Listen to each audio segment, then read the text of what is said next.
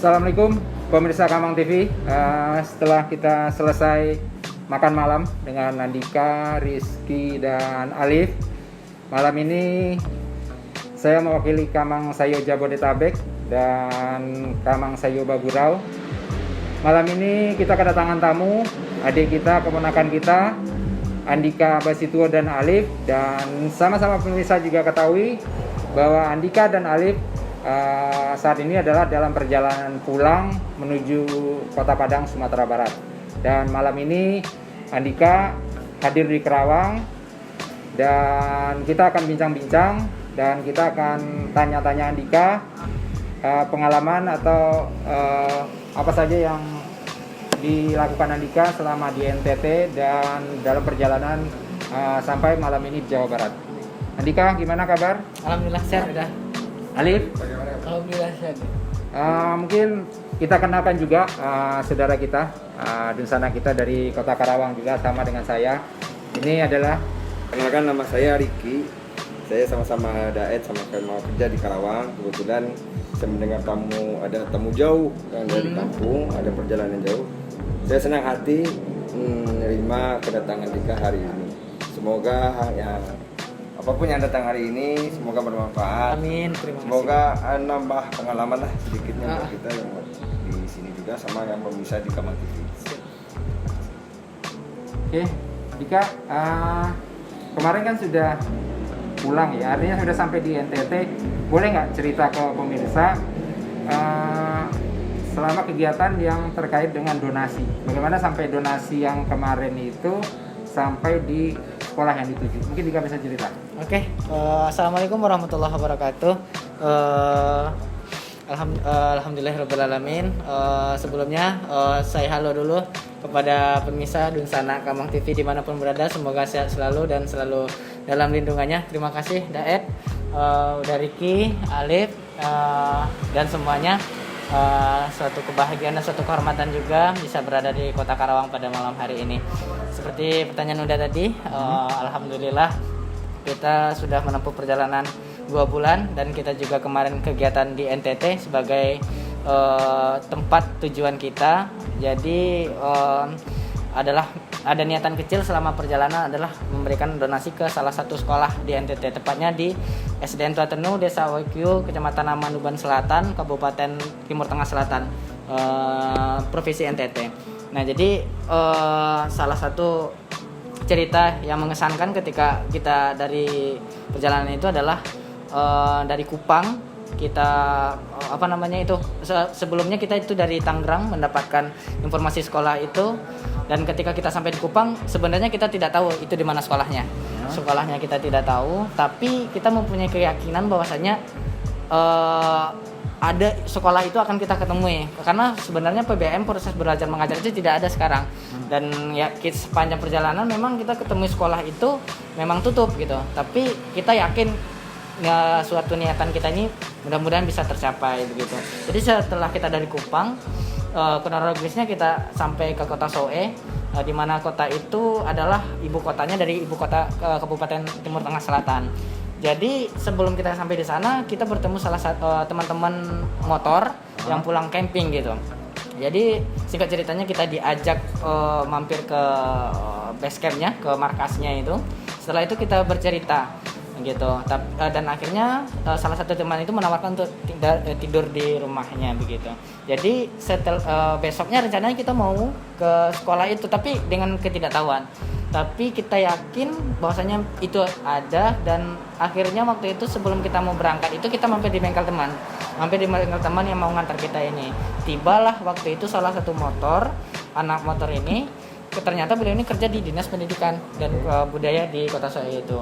Jadi kita diteleponkan, apa maksudnya disondingkan ke kantornya, ternyata memang benar itu ada sekolahnya. Sebenarnya bapak ini nggak tahu ini sekolahnya ini ada nggak ya gitu. Karena sempat menjadi dia nggak tahu gitu. Nggak tadi tandanya benar nggak ya gitu. Dia sendiri nggak tahu. Ternyata dicek ke kantor memang ada sekolahnya. Dan kebetulan si ibu kepala sekolahnya ada di kantor. Kita diajak langsung ke kantornya dan koordinasi. Setelah kita koordinasi dan bertemu sama ibunya, singkat ceritanya kita kita pulang dan hari Rabu itu rencana untuk donasinya gitu, untuk mengantarkan itu. Jadi kita pulang ke tempat teman ini di Soe, kita belanja dan packing barang waktu itu, dan akhirnya hari Rabu kita bisa ngantar itu ke sekolah. Jaraknya sekitar 40 sampai 50 kilo waktu itu udah ke sekolah itu. Dan akhirnya setelah kita antarkan itu, kita bertemu ibu-ibu, gurunya, anak-anak muridnya juga, dan kita menyerahkan donasi dari support dari Dinsana, saudara dan teman-teman sekalian begitu. Dari hasil itu. Jadi kayak seperti doa dan dukungan itulah yang sepertinya memudahkan jalan kami ke sana. Padahal sebenarnya kami waktu itu nggak tahu itu di mana. Tapi memang udah itu sebenarnya udah diatur oleh Allah, dan akhirnya semua itu terwujud begitu. Dika, setelah sampai di sekolah, suasana anak-anak dengan kedatangan Dika dengan membawa sedikit oleh-oleh itu, gimana gambaran dari anak-anak sama lingkungan sekolah atau dari guru-guru apa? Ekspresi dari mereka itu seperti apa? Ekspresinya. Jadi ini menjadi pengalaman berharga bagi saya dan Alif waktu itu, karena ini menjadi untuk sangat. Jadi pas kita nyampe di sana itu kita merasa terharu, dan sebenarnya kita terlambat karena motor saya sendiri itu trouble, mati pas 3 kilo lagi menjelang ke sekolah itu gitu. Jadi akhirnya buku tulis dan donasi yang berupa tulis itu kita drop semua. Alif udah duluan, teman-teman udah duluan, saya tinggal. Akhirnya saya jalan kaki dan semuanya terhantar ke sana. Jadi kita itu baru bisa jumpa sama anak-anak dan guru-gurunya itu. Kita janjinya jam 9, akhirnya kita nyampe di sana sekitar jam 12-an. Dan akhirnya saya benar sangat merasa bersalah waktu itu. Tapi mereka sangat mengerti bahwasanya ini bukan hal yang disengaja waktu itu. Akhirnya kita berjumpa. Saya pas yang di dalam hati saya waktu ketika ketemu sama anak-anak adalah ya Allah gitu kan. Benar-benar mereka itu dengan wajah polos, rame-rame melihat kita itu seperti orang gitu. Orang asing. Orang asing gitu. Tapi bukan itu sebenarnya. Tapi mereka itu menunjukkan bahwasanya senang dengan kedatangan kita, guru-guru juga menunggu kita, dan kita saya itu menangis tapi air matanya udah ke dalam gitu, melihat bagaimana perjuangan anak-anak di sana itu untuk sekolah. Begitu. Jadi hal yang luar biasa bagi saya, dan bisa ini mengajarkan saya ketika itu adalah ini bukan seberapa banyak yang kita beri, tapi apa yang telah kita lakukan begitu. Udah alhamdulillah semua itu berkat dukungan dan doa semuanya akhirnya terwujud begitu. Oke, seru banget ceritanya. Udah sampai segitu jauh perjalanannya ya. Cuman ada sedikit diet yang akan saya tanyain. Ya, mungkin hanya satu aja ya. Dengan melihat kondisi sekolah yang jauh itu, kita menyancarkan bingkisan hanya ala kadarnya. Ala kadar. Ya. Harapan apa sih yang dikahara ke depannya yang melihat sekolah seperti itu, terhadap gurunya, terhadap sekolahnya, apa sih akomodasinya yang bisa diharapkan terhadap kita supaya bisa ngebangun, apakah pemerintahnya, kitanya, terus bisa disampaikan harapan-harapannya melihat kondisi seperti itu. Harapan saya sih sebenarnya sederhana ya, bagaimana kita itu saling bekerja sama, saling bersinergi. Ini bukan hanya tanggung jawab satu atau dua orang, ini tentang masalah pendidikan. Ini bukan hanya tentang masalah pendidikan, juga banyak kompleks ya, banyak lain. Ini mungkin dari SDM-nya, karena pendidikan adalah hal dasar yang sangat penting untuk menciptakan sumber daya manusia, karena sumber daya manusia ini akan mengelola tempatnya sendiri, daerahnya sendiri. Jadi harapan saya adalah memang pendidikan sangat penting, apalagi sekarang itu memang di kondisi kita dari dalam pandemi. Harapan saya adalah pemerintah juga ikut memperhatikan benar-benar tentang pendidikan, terus mungkin gurunya juga, tentang siswanya juga, dan fasilitas ya, tentang fasilitas. Semuanya semua diperhatikan. Di semua diperhatikan. Mungkin ya kita ngelihat yang mudah ada, cuman harapan kita untuk generasi muda, generasi yang mungkin belum melihat kondisi minat dari orang-orang jauh yang jauh tersentuh di pendidikan. Apa sih untuk anak-anak muda, generasi muda, harapannya? Kalau untuk anak muda sih jangan ngeluh gitu. Nah, Jangan ngeluh, jangan pernah berpikir ya sebenarnya kita bersyukur kita terhadap apa yang telah ada dalam diri kita. Jangan lemah gitu. Karena apa sih yang harus kita keluhkan? Orang kita misalkan apa-apa aja tersedia gitu. Kadang kita mau sekolah ada bagus gitu, tapi kita malas. Ada nanti kita punya kendaraan tapi kita malas sekolah. Ini yang jangan lemah, ya ini yang ada sama kita, itu yang kita syukuri gitu. Bukan apa ini nggak ada alasan. Jadi benar apapun keinginan kita, apapun mimpi kita, ini nggak hanya sekedar kata tapi wujudkan gitu. Itu untuk teman-teman. Semoga ini yang saya sarankan dari Dikang bisa membangkitkan inspirasi bagi kaum muda, bukan hanya dilihat dari materi, ya. Yang penting kita semangat untuk belajar. Benar. Bagaimanapun keadaannya. Jangan pernah. Segitu Daet yang bisa saya sampaikan. Oke, Dika, Alif ya, artinya sekarang udah perjalanan menuju pulang. Benar. Misinya boleh dikatakan sudah selesai. Bantuan, donasi sudah sampai di tujuan. Mudah-mudahan ini bisa bermanfaat bagi anak-anak, bagi juga guru-guru yang di NTT sana. Dan sekarang kemarin perjalanan dari NTT sampai hari ini di Kerawang, Jawa Barat. Ini kendala nggak? Ada kendala nggak perjalanan dari NTT kemarin sampai ke Kerawang per hari ini? Ada kendala. Yang pertama itu penyeberangan. Kita rencananya itu mau berangkat hari Senin ke Flores ya gitu kan, tanggal 23 Februari. Pokoknya di hari Senin itu. Jadi kapalnya ada tapi nggak menyeberang karena cuaca buruk. Akhirnya kita nunggu sampai hari Kamis. Hari Minggu malahan rencananya. Cuma akhirnya hari Kamis bisa berangkat. Yang pertama, yang kedua, setelah kita sampai di Flores, terus kita nyebrang ke Sumbawa. Di Sumbawa motor kita trouble lagi. Akhirnya diperbaiki lagi sama teman di sana, diselesaikan, dipreparein lagi. Sekitar 4 hari sampai 5 hari waktu itu selesai semuanya, kita lanjut perjalanan lagi. Selama perjalanan dari itu sih nggak ada kendala ya, nggak ada kendala yang terlalu berarti. Ada hujan, panas? Hujan, panas, badai. Hujan panas itu bukan kendala, Pak. Enggak kendala. Itu sebagai Hujan diterobos nih. ya. Hujan terobos, Hujan terobos. lanjut. Ya, hujan. Tadi siang dari Bandung jam berapa nih? Jam Bandung sih sekitar jam 3-an ya tadi ya. Jam 3-an sih kalau nggak salah. Sore tadi, karena tadi juga silaturahmi sama teman-teman di Bandung. Selesai itu ke Purwakarta, ada beberapa teman juga di sana. Selesai di sana sebelum maghrib tadi kita udah arah ke ke Karawang. Alhamdulillah kita sudah sampai di sini Karawang. Tadi kesulitan Kerawang nyari tempat yang ini tadi yang kita kasih tadi? Enggak sih ya, karena ya navigatornya hebat. Saya kan yang sopir pertamanya nih gitu. Kalau Alif kan lewat sini bang, kanan, kiri, nanti kalau muter balik ini, jadi yang arahin gitu. Kayak Mendakar gitu kan, ada yang navigator gitu. Bantu dengan ada navigator. Iya, kalau nggak sih susah juga gitu. Saya kepikir gini deh, seandainya navigator yang tertidur di belakang, apakah supirnya akan nyasar kemana gitu? Bagaimana? Oh, iya. Ceritanya lebih seru lagi. Pernah nyasar nggak? Pernah. Nyasar Itu- berapa kilo? Nyasar di Nyasarnya kota. apa karena navigatornya ketiduran? Bukan. Apa nunjukin jalan? Apa sinyalnya nggak ada? Memang sengaja cari jalan. Berarti nyasar itu disengaja Pak. Dia saya sengaja gitu.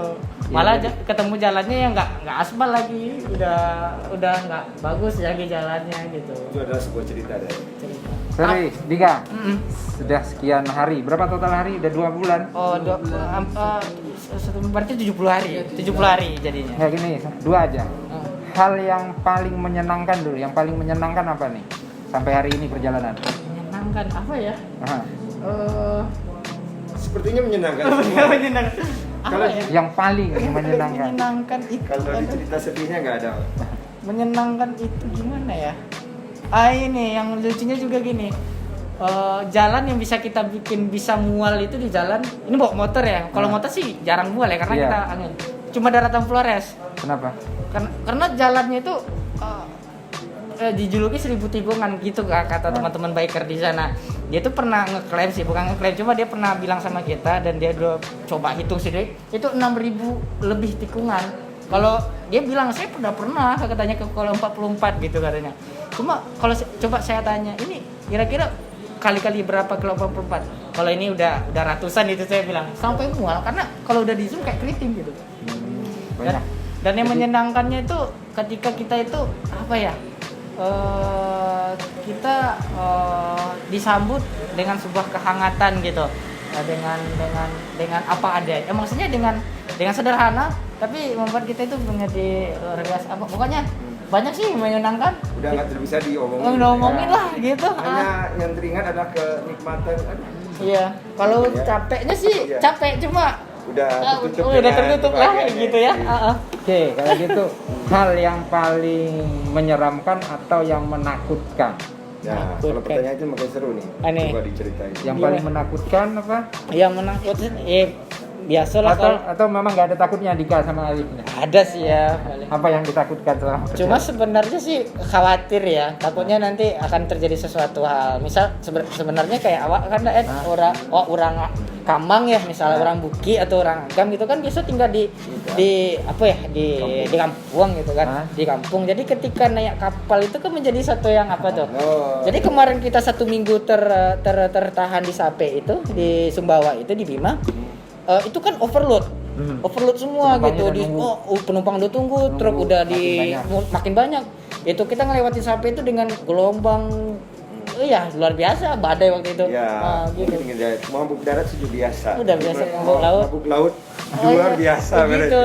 Berarti gitu. kapalnya overload, penumpangnya banyak karena nunggu lama, akhirnya kapalnya dipaksa berarti penumpangnya over terus ya, dapat cuaca yang begitu. Cuma sih di Selat Sape, setelah Selat Sape Taman Nasional Komodo ke arah Labuan Bajo sih aman. Sampai jadi karena udah biasa ini kita total 11 penyeberangan dari ada PP ini, dari Padang Kupang, nanti Kupang balik ke Padang lagi itu 11 kali penyeberangan. 11 kali penyeberangan. Itu jadi karena kita dari biasanya 2 jam nih Merak Bakahuni. Jadi kemarin itu bisa sampai 21 jam, 18 jam, 10 jam. Ya pertamanya sih setengah jam pertama pusing mual gitu kan. Itu udah kebiasaan aja lagi. Tadi takut nggak nyampe di Padang lagi. Oh iya benar tuh. takut ke laut gitu kan. Artinya begitu. Takut ke laut. Tapi kita udah pasrah. Pernah kayak kita ke Larantuka itu ya, Lip ya. 10 jam waktu itu mau ke Larantuka udah pasrah. Ini kalau mau oleng-oleng lah, mau apa gitu. Kapalnya kapal kecil.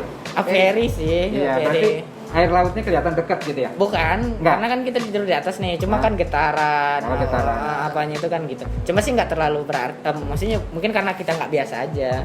Cuma sih, ya anginnya gitu, cuma asik lah gitu, benar. Ya alhamdulillah hari ini udah sampai di Karawang. Karawang gitu. Dan dalam perjalanan pulang aman. Aman. Cuma sih teman-teman bilang bingung juga sih sebenarnya. Tiba-tiba misalkan kita kayak kemarin.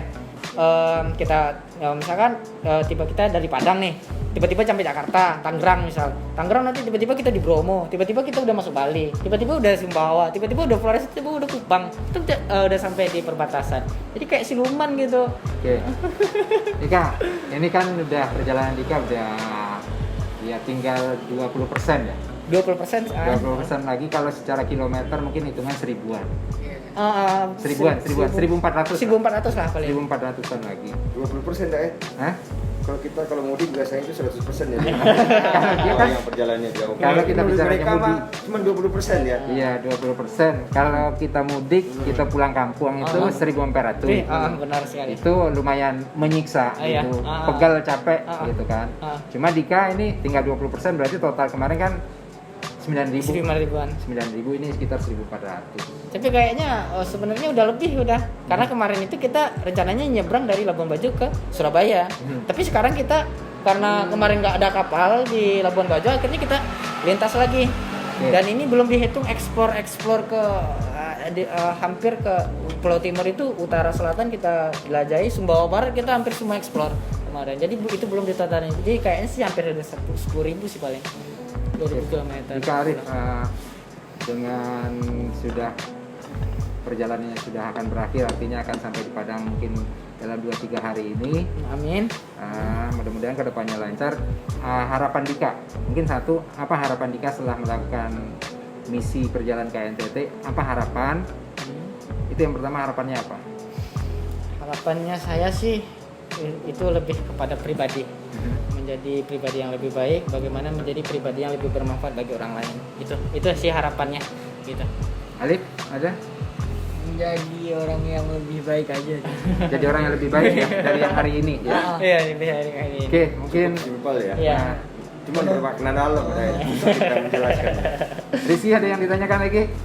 Sepertinya cukup deh. Cukup. Cuma Dika, Ah. ya mungkin Dika perlu menyampaikan terima kasih ke sana sapinya. Silakan. Oke. Jadi ini yang sebenarnya paling penting sekali, bahwasanya terima kasih Dika mewakili Alif juga dari perjalanan kita ekspedisi Menyapa Timur. Terima kasih yang sebesar-besarnya kita ucapkan kepada Dunsana, terkhusus kepada Dunsana Kamang Sayo, Dunsana di kampung dimanapun itu berada, dan kepada semua pihak yang telah mendukung kami, baik itu secara mungkin material, non material seperti itu, ide, gagasan, dukungan, nasihat dan doanya. Tanpa itu kita bukanlah siapa-siapa, tanpa itu kita tidak akan bisa sampai sejauh ini. Dan terima kasih juga, dan kita berucap syukur ya Alif ya, kepada Allah Subhanahu wa taala yang telah memperjalankan kita ini, memberikan kesempatan, waktu dan kesehatan sehingga kita ini sudah sampai di Karawang dan akan menuju pulang. Sekali lagi kita mengucapkan terima kasih kepada semua pihak, baik itu yang tidak bisa kita sebut satu, baik dari komunitas motor, pendaki, Dunsana kampung, dan terus juga kita kemarin juga ketemu sama Ikatan Keluarga Minang di Kupang. Ini kita belum laporan ke Daet, tapi alhamdulillah kita ketemu kemarin di sana. Terima kasih juga kepada ibu di rumah yang telah mendoakan keluarga, terkhususnya teman-teman semuanya. Itu saja mungkin. Semoga kita menjadi pribadi yang lebih baik dan bermanfaat. Itu saja mungkin. Terima kasih. Terima kasih Dika, Alif, malam ini luar biasa ya, sudah sampai di Karawang. Mudah-mudahan hal ini jadi suatu pesan ya, pesan moral buat kita semua. Jangan ngelihat berapa besar yang diberikan, tapi kita ngelihat apa yang sudah kita berikan. Dan kami juga atas nama Kamang Sayo Jabodetabek dan juga Kamang Sayo Bagurau mengucapkan terima kasih juga kepada seluruh Dunsana Kamang Sayo, Dunsana Kamang Sayo Bagurau, dan untuk Andika mungkin kami sebagai perwakilan IKKS di Karawang, Uda sama Rizky, ya mungkin ini yang bisa kami sampaikan untuk Dika. Mudah-mudahan ini bisa bermanfaat. Amin. Dan kita doakan juga Dunsana Kamang TV dimanapun berada. Insya Allah Dika besok akan berjalan pulang, menuju pulang. Kita doakan Dika selamat dan sehat sampai di tujuan. Amin. Mungkin demikian Dunsana Kamang TV malam ini kita sampaikan dari Kota Karawang.